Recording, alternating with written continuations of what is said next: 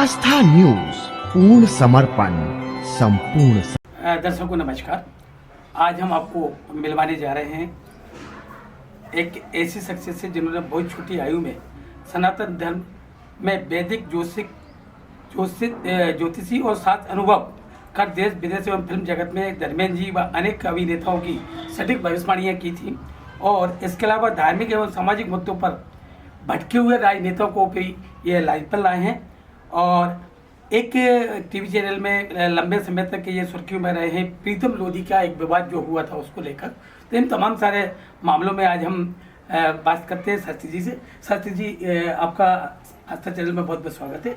नमस्कार जी। आज जो शिवपुरी के अंदर एक कार्यक्रम हुआ है जी, जो जानकी सेना संगठन द्वारा किया गया है और बड़े ही उत्साहपूर्वक किया गया है, इस विषय में आप क्या कहना चाहेंगे?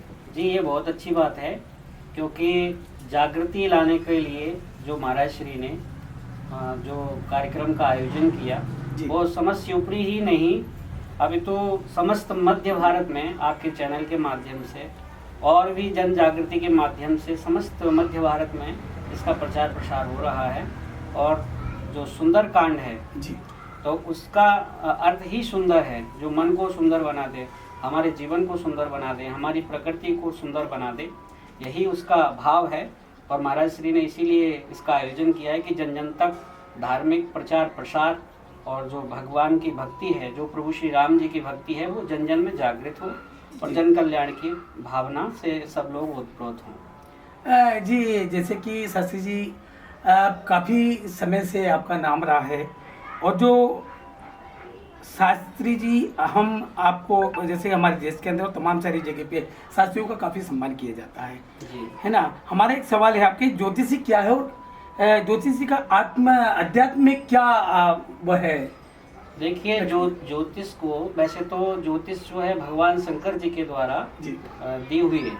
जैसे 3 काल हमारे यहाँ कहे जाते हैं, प्रेजेंट, जी फ्यूचर और जो है पास्ट। जी तो पास्ट, प्रेजेंट, फ्यूचर, तो हमारे पास 2 नेत्र हैं। जी 2 नेत्र से हम केवल इतना बता सकते हैं कि हमारे साथ पीछे पास्ट में क्या हुआ हम बता सकते हैं और प्रेजेंट में भी हमारे साथ क्या हो रहा है, लेकिन फ्यूचर में क्या होगा ये जानने के लिए हमको थर्ड आई की जरूरत है।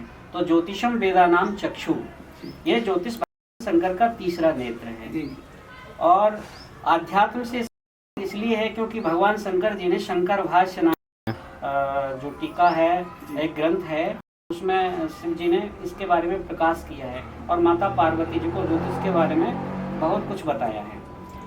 जी, एक सवाल और करना चाहेंगे। जैसे कि कुछ समय पहले आपका एक ऑडियो वायरल हुआ था और प्रीतम लोधी का मामला विवाद हुआ था, उससे उलझने की क्या आवश्यकता पड़ी आपको? जी देखिए, जो धर्मांध होते हैं, जो मतांध होते हैं, उनको सही रास्ता दिखाना जो धर्मगुरु होते हैं उनका पहला कार्य है।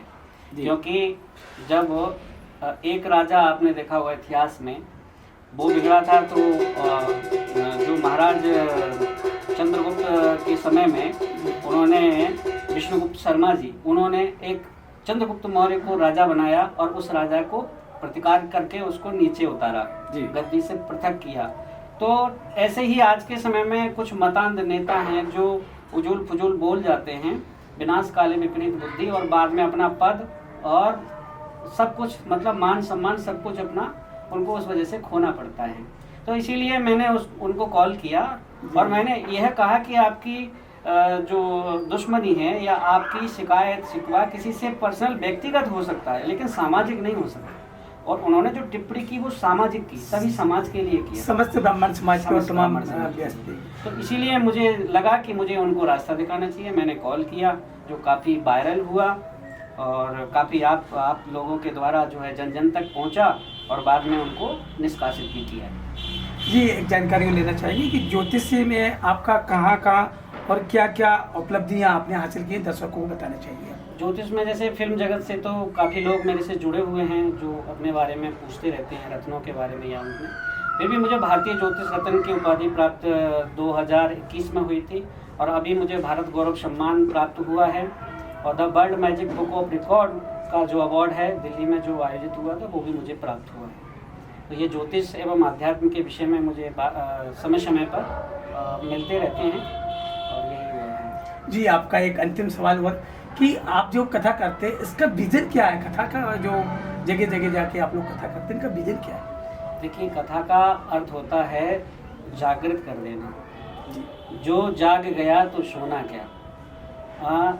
जिस प्रकार हम लोग स्वप्न में अगर हम कुछ चीज़ का सेवन करते हैं तो उसका स्वाद हम तक कब तक रहता है, जब तक हम जाग नहीं जाते हैं, और जब जाग जाते हैं तो उसका स्वाद खत्म हो जाता है। उसी प्रकार हम लोग भटके हुए हैं या सामाजिक या लौकिक ये जो कार्य हम नहीं कर पा रहे हैं क्योंकि बहुत सारी समस्याएं जीवन में लगी होती हैं, तो कथा हमको जागृत करती है, जागृति देती है।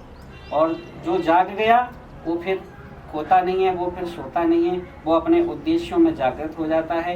क्या उनके संस्कार हैं, क्या उनकी संस्कृति है, इस सबसे परिचय कराने के लिए ही कथा का सृजन हुआ है। आज शिवगिरी में जो कथा का आयोजन किया गया था, और ये इसके बाद में सुंदरकांड के बाद में अगला कार्यक्रम आपका कहाँ होने जा रहा है और किस तरीके से अगला कार्यक्रम आपका करने जा रहे हैं? अगला कार्यक्रम हमारा दिल्ली में है, जो लगभग 5 तारीख से इसी महीने में शुरू होगा, अगले महीने में शुरू होगा 5 तारीख से, जो दिल्ली में शुरू होगा।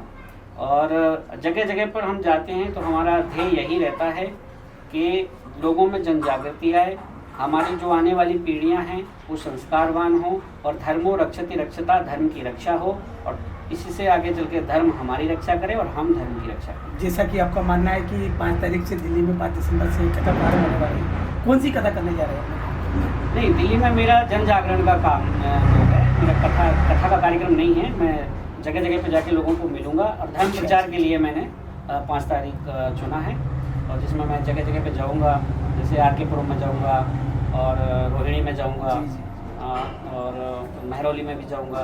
तो ये जगह जगह पे जाकर के धर्म का प्रचार प्रसार करना मेरे को कार्यक्रम रहेगा। आस्था चैनल के माध्यम से आप दर्शकों को क्या संदेश देना चाहेंगे?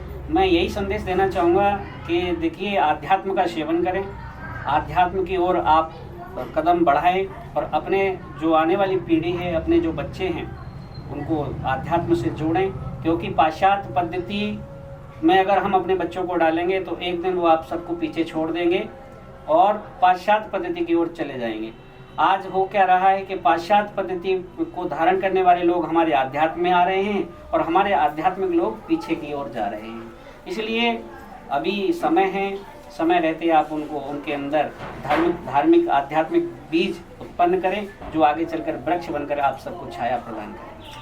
एक सवाल हो रहा है, क्योंकि आपका लगातार चर्चा रहा है कि जो मध्य प्रदेश के अंदर आने वाले समय में विधानसभा चुनाव होने जा रहे हैं, उसको ज्योतिषी के आधार पर किस रूप में देखना चाह रहे हैं, किस तरीके से जो है 2023 में चुनाव होंगे, वो क्या शिवराज सिंह सरकार के लिए क्या भविष्यवाणी करना चाहिए? शिवराज सिंह जी के लिए तो समय ठीक नहीं है, लेकिन हाँ, बीजेपी के लिए समय अच्छा है, क्योंकि शिवराज सिंह जी का और फिर अभी जो है आने वाले समय में विश्लेषण का विषय है, उस पर देखा जाएगा कि किस समय, मतलब उस समय में जब चुनाव होंगे उस समय में किसका पलड़ा भारी रहता है ज्योतिषीय गणना के अनुसार, तो वो एक अनुसंधान का विषय है। लेकिन अभी मैं कह रहा हूँ कि शिवराज सिंह जी के लिए समय अच्छा नहीं है। जी, ये हमारे बीच में धर्मशास्त्री जी थे, जो कि ज्योतिष विशेषज्ञ, और उन्होंने एक जानकारी देते हुए बताया कि अध्यात्म को जागरूक करने के लिए कथाओं का कार्यक्रम किया जाता है, जिससे लोगों को पाश्चात्य की जो तरीके और जा रहे हैं लोग बाग, उससे धर्म की ओर अग्रसर हों और उस तरीके से अध्यात्म को अपने अंदर उतारें, जिससे देश का, विश्व का कल्याण हो सके। मैं फिलहाल योगेंद्र शर्मा, आस्था न्यूज के लिए लोकेशन शिवपुरी, बहुत बहुत धन्यवाद आपका पंडित जी। जय श्री राम।